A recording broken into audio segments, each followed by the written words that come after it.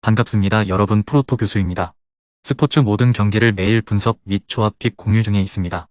영상에 공개되지 않는 정보들도 정보방에 입장하시면 확인하실 수 있으니 참여를 희망하시는 분들은 영상 하단 고정 링크를 통해서 아무 조건 없이 자유롭게 참여가 가능하니 많은 참여 부탁드리겠습니다. 첫 번째 경기는 마인츠 대 도르트문트 한번 살펴보겠습니다. 마인츠 슈투트가르트와 1대1로 무승부를 거두었습니다. 이로 인해 리그에서 5경기 연속으로 승리가 없는 흐름. 그래도 홈에서 아주 강한 슈투트가르트를 상대로 패배를 당하지 않았습니다는 점에서는 높은 평가를 해줄 수 있을 것입니다.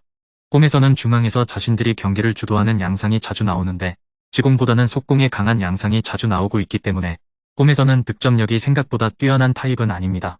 다만 도르트문트가 홈과 원정 상관없이 라인을 올리고 자신들이 경기를 주도하려는 양상을 많이 만드는 타입이라 이번 경기에서는 역습 상황을 잘 만들어 볼 수 있을 것으로 보입니다.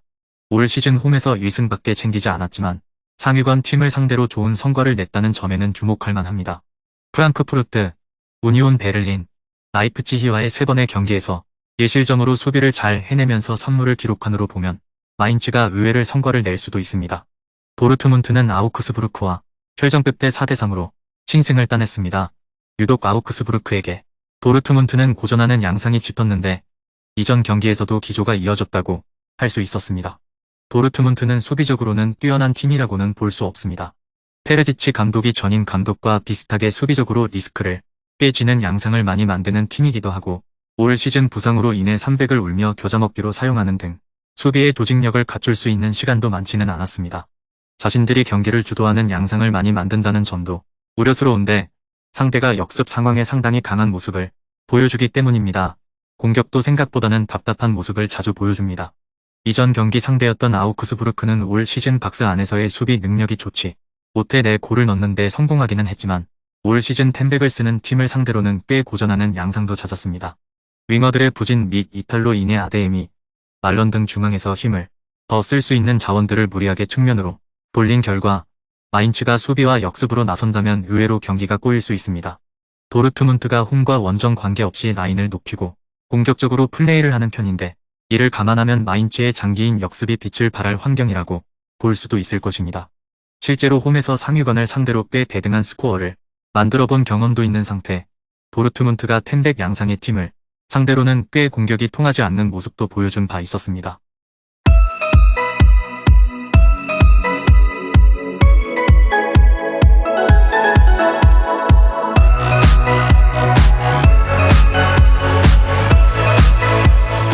두 번째 경기는 레버쿠젠 대 보훔 한번 살펴보겠습니다. 레버쿠젠은 멘헨글라트바흐와 난타전을 펼쳤고 3대2로 승리를 거두면서 리그 4연승을 거두었습니다. 3대0 상황에서 경기가 상당히 느슨해지면서 슈팅들에게 이 골을 허용한 것은 아쉽지만 알론소 감독 특유의 공격적인 전술은 효과를 상당히 보고 있습니다. 알론소 감독은 한쪽으로 수비를 유인하고 반대로 전환하는 오버로드 투 아이솔레이션 전략으로 상당히 재미를 본 바 있었습니다.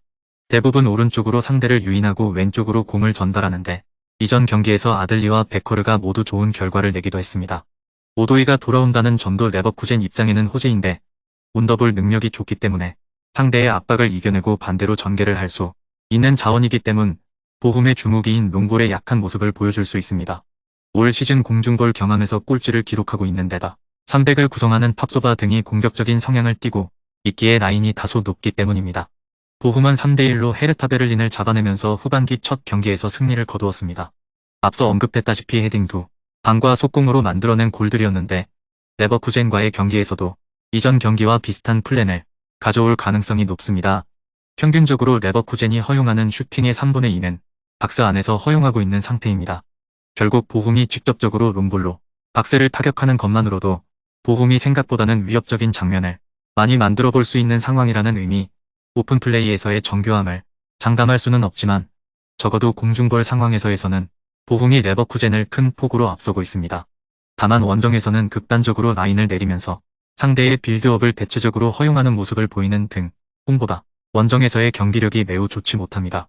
승부에서는 레버쿠젠의 우세를 점치는 것이 바람직해 보입니다. 다만 레버쿠젠도 보훔을 상대로 마냥 웃을 수 있는 상황은 아닌데 공중볼과 롱볼 위주의 전술을 펼치는 보훔에게 레버쿠젠이 꽤 고전할 수 있는 상황이고 이전 경기에서 보훔이 속공과 헤더로 재미를 톡톡히 보기도 했습니다.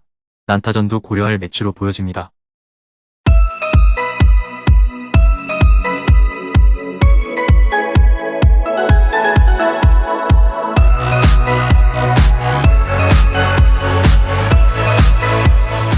마지막 세 번째 경기는 프라이부르크 대 프랑크푸르트 한번 살펴보겠습니다. 프라이부르크는 볼프스부르크에게 0대6으로 참패를 당했습니다. 볼프스부르크가 홈에서 득점력이 상당하고 리그 7위로 만만치 않은 전력이었습니다. 다만 이전 시즌에도 10월까지는 리그에서 무패를 달렸지만 그 이후에는 기복이 심한 모습을 보여주었기 때문에 올 시즌도 프라이부르크의 후반기 기복이 이어지는 양상이 보이는 것은 놀라운 일은 아닙니다.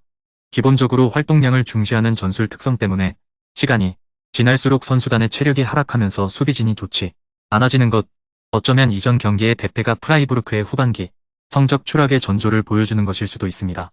그리포가 이탈하면서 공격의 구멍이 상당히 심해졌다는 점도 걱정거리.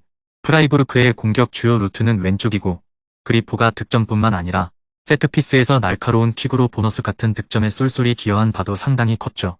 그레고리치의 큰 신장을 사용하기 위해서는 정확한 킥으로 박스를 타격할 수 있는 선수가 필요한데 이에 대해서는 그리포에게 그동안 기대는 바가 상당히 컸습니다. 프랑크푸르트는 샬케를 3대0으로 가볍게 잡아내면서 후반기 스타트도 아주 좋았습니다. 작년까지는 보레가 활동량 대비 결정력이 다소 아쉬워 측면의 기대는 양상이 잦았지만 올 시즌에는 무한이가 맹활약하면서 오히려 최전방이 강점이 된 상황입니다. 카나다가 리그에서 부진했던 흐름을 깨고 이번 시즌에는 리그에서도 7골 3도움으로 맹활약하고 있어 이제는 측면의 기대도 되지 않아도 된다는 점이 큰 장점. 103의 선수들이 살짝 불안하기는 한 상태입니다. 특히 원정에서는 무실점으로 마친 경기가 한 경기도 없었을 정도로 수비진에는 기복이 상당히 심한 편입니다. 박스 안에서의 슈팅 억제 능력이 좋지 못해 평균적으로 70%의 슈팅을 박스 안에서 허용하고 있는 상황입니다.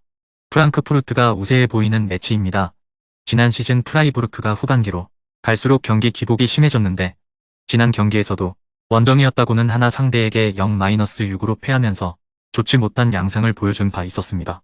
프랑크푸르트의 박스 안 수비가 다소 불안정하기는 하나 박스를 직접적으로 타격할 수 있는 킥력을 가진 그리포의 이탈 역시 상당한 악재입니다.